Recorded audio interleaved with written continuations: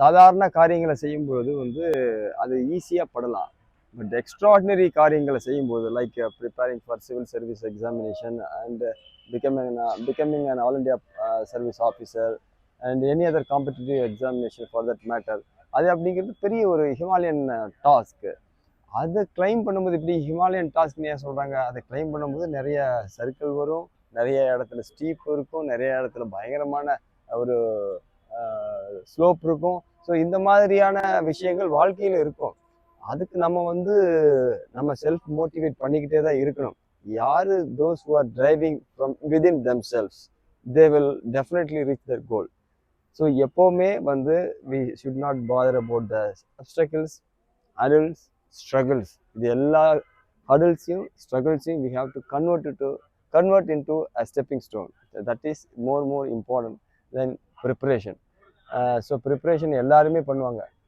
ஒரு 100 பீப்புள் பண்ணிங்கன்னா 90 பீப்புள் வந்து எல்லாருமே காமன் குரூப்பில் வந்துடுவாங்க. இந்த 10 பீப்புள்கிட்ட தான் காம்படிஷன். அந்த டாப் 1 வரவங்களுக்கு மற்ற இந்த 100ல் இல்லாத ஒரு குவாலிட்டி அங்கே இருக்கணும்.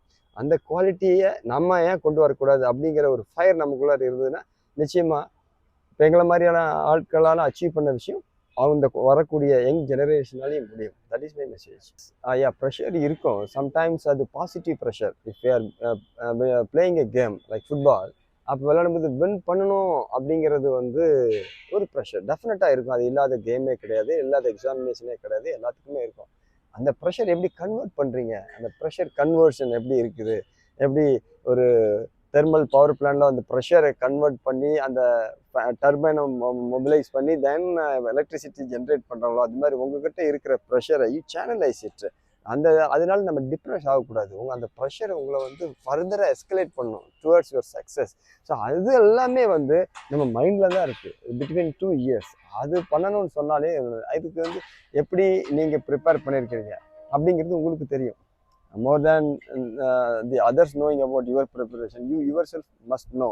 And the confidence level எப்போ வரும்னா, the more you prepare, the more you revise, the more you practice, அது எல்லாமே அந்த கான்ஃபிடன்ஸ் கொடுக்கும். ஸோ அந்த கான்ஃபிடன்ஸ் லெவல் வந்துருச்சுன்னு சொன்னாலே உங்கள் மனசுக்குள்ளார ஒரு ஒரு ஒரு பாசிட்டிவ் அஃபர்மேஷன் கிடைக்கும். அது வந்துருச்சுன்னு சொன்னால் நம்ம பயப்படவே தேவையில்லை. அஃப்கோர்ஸ் இதெல்லாம் இருக்கும். அது உங்களுக்கு extra caution and extra commitment கொடுக்குற மாதிரி இருக்கும். இந்த லாஸ்ட் 3 months அப்படிங்கிறது ஆல்ரெடி பண்ணவங்களுக்கு revision 1, revision 2, so many strategies இருக்கும். ஒவ்வொருத்தருக்கும் ஒவ்வொரு ஸ்ட்ராட்டஜி வந்து அடாப்ட் ஆகும். அவங்களுக்கான மென்டார் இருப்பாங்க. அவங்க எல்லாம் அவங்களுடைய ஸ்ட்ரென்த்து வீக்னஸ் எல்லாம் பார்த்து அதுக்கு தகுந்த மாதிரி லாஸ்ட் 3 months அந்த டெடிக்கேட்டோட எஃபோர்ட் நீங்கள் சேனலைஸ் பண்ணீங்கன்னு சொன்னால் டெஃபினட்டாக எல்லாருமே வின் பண்ண முடியும்.